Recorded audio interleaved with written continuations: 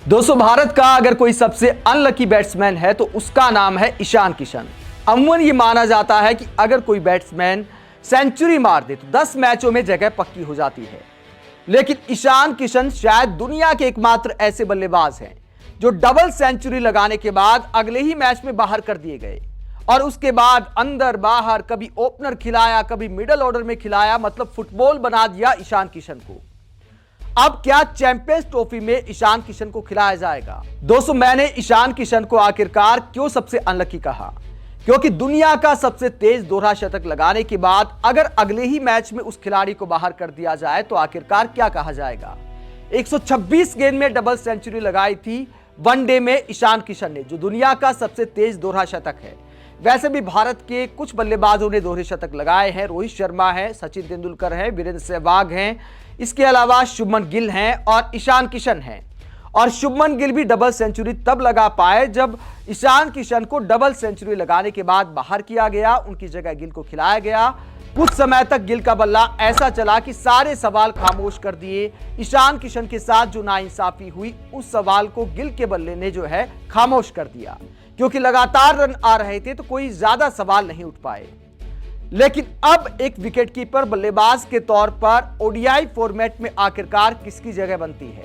Champions trophy में team India में किसे शामिल किया जाना चाहिए? अगर आंकड़ों की बात करें, फॉर्म की बात करें, विजय हजारे ट्रॉफी में एक धुआंधार शतक लगाया ईशान किशन ने, उसके आजू बाजू भी ठीक ठाक बल्लेबाजी है। एक 78 गेंद में 130 से ज्यादा रन बनाए ईशान किशन ने, तो एक अच्छा शतक भी उनके नाम है।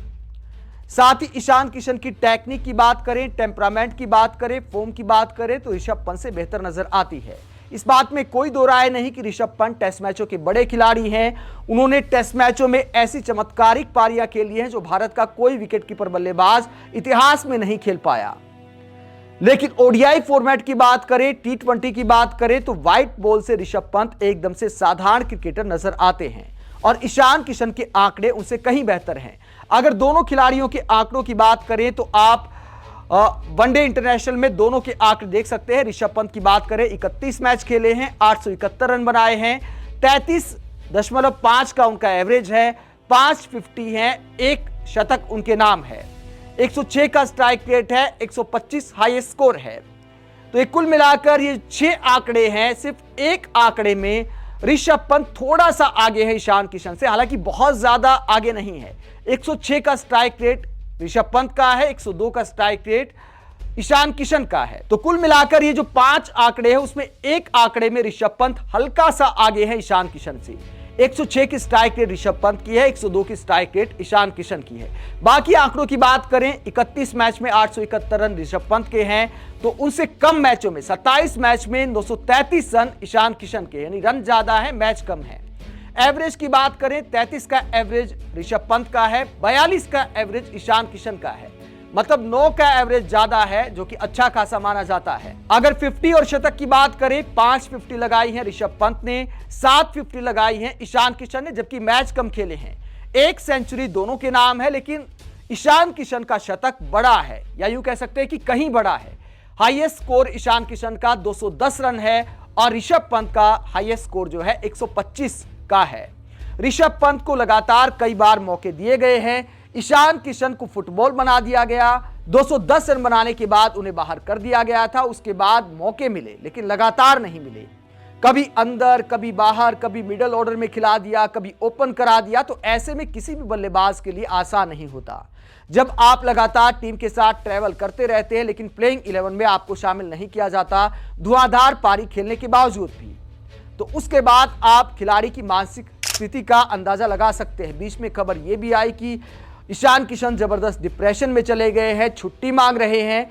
उसके बाद डोमेस्टिक क्रिकेट नहीं खेला कुछ समय, तो उसके बाद बीसीसीआई की फटकार सामने आई। ईशान किशन को लेकर, श्रेयस अय्यर को लेकर कहा गया कि दोनों को मैसेज दे दिया गया है कि अगर टीम इंडिया में खेलना है तो डोमेस्टिक क्रिकेट को गंभीरता से लेना होगा। उसके बाद भी ईशान किशन चुपचाप अपने काम में लगे रहते हैं। डोमेस्टिक में सैयद मुश्ताक अली ट्रॉफी में कुछ अच्छी पारियां खेली, उसके बाद विजय हजारे ट्रॉफी में कुछ अच्छी पारियां खेली हैं, तो जाहिर तौर पर ईशान किशन का हक बनता है ओडीआई टीम में। लेकिन क्या ऐसा होगा? माना कि टेस्ट मैच में ऋषभ पंत का अच्छा प्रदर्शन, लेकिन हर फॉर्मेट में क्या ऋषभ पंत की जगह बनती है? जबकि ईशान किशन ने बल्ले से अच्छा प्रदर्शन किया है, डोमेस्टिक में खुद को साबित किया है। जबकि चोट से उबरने के बाद ऋषभ पंत ने कोई ज्यादा डोमेस्टिक क्रिकेट नहीं खेला, डायरेक्ट T20 वर्ल्ड कप खिला दिया ऋषभ पंत को। जबकि व्हाइट बॉल क्रिकेट की बात करें तो फिर कहता हूं, चाहे IPL की बात हो, चाहे इंटरनेशनल मैचों की बात हो, IPL में भी ईशान किशन बेहतर नजर आते हैं ऋषभ पंत से, और इसके अलावा इंटरनेशनल मैचों में भी बेहतर नजर आते हैं। दोनों हाई रिस्क क्रिकेट खेलते हैं, लेकिन जब ईशान किशन 20-30 रन बना लेते हैं तो आपको ऐसा लगता है कि उनको आउट करना थोड़ा मुश्किल है। ऋषभ पंत लगातार तलवार की धार पर चलते हैं, उनके खेलने की शैली ऐसी है कि कब सामने वाली टीम के लिए खेल जाए कुछ पता नहीं चलता, कब खराब शॉट खेलकर आउट हो जाए कुछ पता नहीं है ऋषभ पंत का। अगर ऋषभ पंत लंबे लंबे छक्के लगाते तो ईशान किशन कम जोखिम के साथ ऐसे शॉट खेलते हैं। तो जाहिर तौर पर ODI क्रिकेट में, और मैं तो कहता हूं T20 में भी विकेटकीपर बल्लेबाज की अगर किसी की जगह बनती है तो उनका नाम ईशान किशन है। अगर इनको लगातार मौके मिले होते तो शायद ये एवरेज जो 42 का दिखाई दे रहा है ये ऊपर भी हो सकता था। अगर बल्लेबाजी का एक स्लॉट मिला होता तो खिलाड़ी उसमें ढल जाता है, लेकिन ईशान किशन को कभी ढलने का मौका दिया ही नहीं गया। क्या चैंपियंस ट्रॉफी में ईशान किशन की जगह नहीं बनती है? आप इस पूरे मसले पर क्या सोचते हैं? कमेंट बॉक्स में अपनी राय जरूर दें। साथ ही देखते रहे पब्लिक मीटर।